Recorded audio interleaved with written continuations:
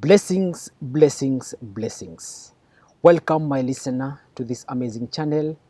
My name is Sam King, and I present to you the audio version of the Bible as it is written. Kindly let us subscribe and share with our friends as we celebrate the good news of our Lord Jesus Christ. And today we will look into the book of Exodus, chapter number 21, and I read, "These are the laws you are to set before them. If you buy a Hebrew servant, he is to serve you for 6 years, but in the 7th year he shall go free without paying anything. If he comes alone, he is to go free alone, but if he has a wife, when he comes, she is to go with him. If his master gives him a wife, and she bears him sons or daughters, the woman and her children shall belong to her master, and only the man shall go free. But if the servant declares, I love my master and my wife and children, and do not want to go free, then his master must take him before the judges.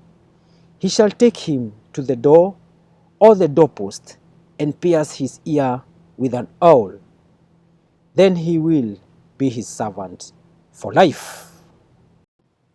If a man sells his daughter as a servant, he is not to go free as male servants do. If she does not please the master who has selected her for himself, he must let her be redeemed. He has no right to sell her to foreigners because he has broken faith with her. If he selects her for his son, he must grant her the rights of a daughter. If he marries another woman, he must not deprive the first one of her food, clothing, and marital rights. If he does not provide her with these 3 things, she is to go free without any payment of money.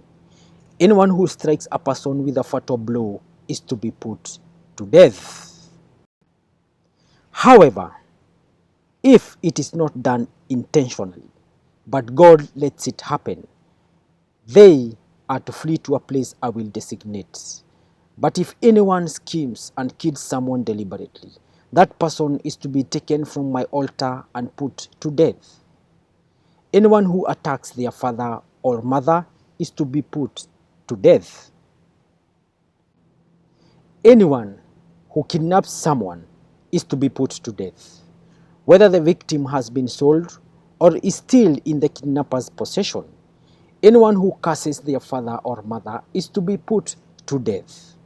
If people quarrel and one person hits another with a stone or with their fists, and the victim does not die but is confined to bed, the one who struck the blow will not be held liable if the other can get up and walk around outside with a staff. However, the guilty party must pay the injured person for any loss of time and see that the victim is completely healed. Anyone who beats their male or female slave with a rod must be punished if the slave dies as a direct result. But they are not to be punished if the slave recovers after a day or 2, since the slave is their property. If people are fighting and hit a pregnant woman and she gives birth prematurely, but there is no serious injury, the offender must be fined whatever the woman's husband demands and the court allows. But if there is serious injury, you are to take life for life, eye for eye, tooth for tooth, hand for hand, foot for foot, burn for burn, wound for wound, bruise for bruise. An owner who hits a male or female slave in the eye and destroys it must let the slave go free to compensate for the eye. And an owner who knocks out the tooth of a male or female slave must let the slave go free to compensate for the tooth. If a bull galls a man or woman to death, The bull is to be stoned to death, and its meat must not be eaten. But the owner of the bull will not be held responsible.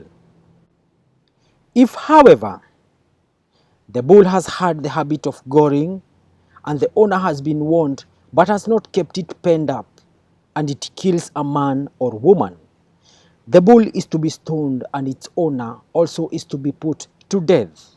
However, if payment is demanded, the owner may redeem his life by the payment of whatever is demanded. This law also applies if the bull galls a son or daughter. If the bull galls a male or female slave, the owner must pay 30 shekels of silver to the master of the slave, and the bull is to be stoned to death. If anyone uncovers a pit or digs one and fails to cover it, and an ox or a donkey falls into it, the one who opened the pit must pay the owner for the loss and take the dead animal in exchange. If anyone's bull injures someone else's bull and it dies, the two parties are to sell the live one and divide both the money and the dead animal equally. However, if it was known that the bull had the habit of goring, yet the owner did not keep it penned up, the owner must pay animal for animal and take the dead animal in exchange. Thank you, listener. That marks the end of today's presentation of the audio version of the Bible as it is written. Kindly let us remember to subscribe, and as I sign out in style. Peace.